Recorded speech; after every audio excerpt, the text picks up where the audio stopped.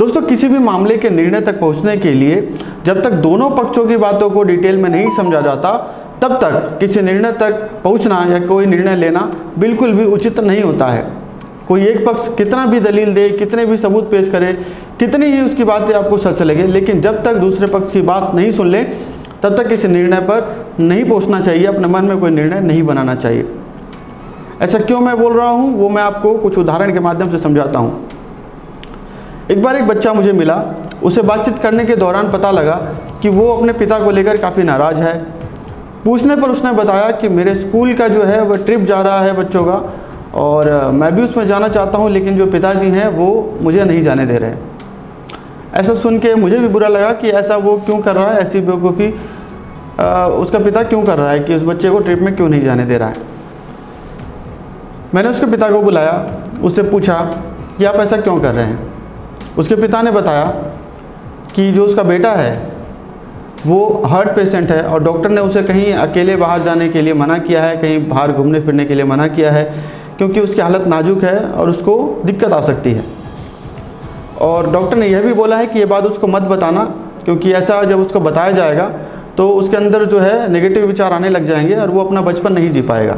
तो जैसे ही मैंने उसके पिता के विचार सुने, तो जो भी विचार मेरे मन में उसके पिता के खिलाफ थे वो बिल्कुल परिवर्तित हो गए। यानी बच्चे की बात सुनकर मुझे लगा बच्चा सही है, लेकिन जब पिता की बात सुना तो मुझे लगा कि पिता भी सही है।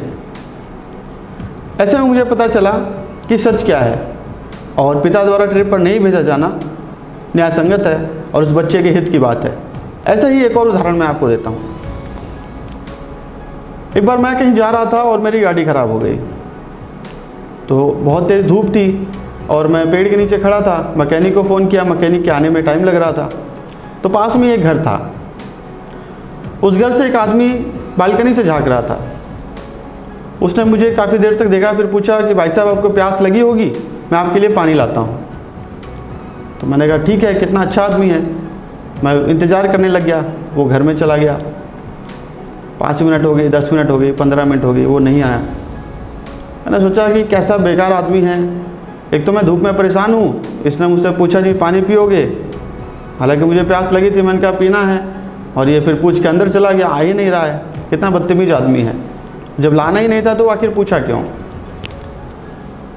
उसके थोड़ी ही देर बाद वो बंदा आता है, पानी मुझे देता है और कहता है कि मुझे लगा कि आपको सादा पानी क्या दूं, इसलिए मैं शिकंजी बनाने लग गया। तो उसके खिलाफ जो मेरे मन में विचार थे वो फिर से बदल गए। यार ये तो बहुत अच्छा आदमी है, ये तो मेरे लिए जो है पानी की जगह शिकंजी लेके आ रहा था, इसलिए देरी हो गई इसको। तो मैं ही गलत सोच रहा था, ये तो बहुत अच्छा आदमी है। मैंने जैसे ही शिकंजी पिया तो वो शिकंजी फीकी थी, उसमें चीनी नहीं थी।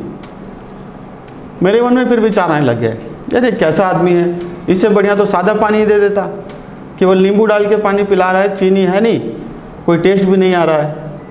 ऐसा धोखा इसने मेरे साथ क्यों किया, इससे बेहतर तो सादा पानी था। तो मैंने उससे पूछ ही लिया कि भाई साहब जब चीनी नहीं थी तो सादा ही पानी बना देते, सादा ही पानी ले आते।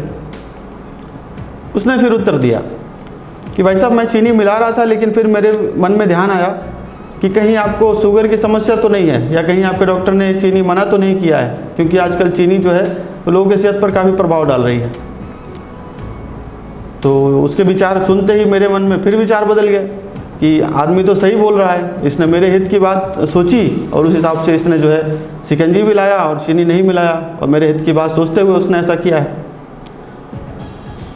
तो इस कहानी से मैं आपको ये बताना चाहता हूँ कि जब तक आप दोनों पक्षों की बातें वो सही तरीके से नहीं समझोगे, नहीं जानोगे, तब तक आप किसी विषय में निर्णय तक नहीं पहुँच सकते।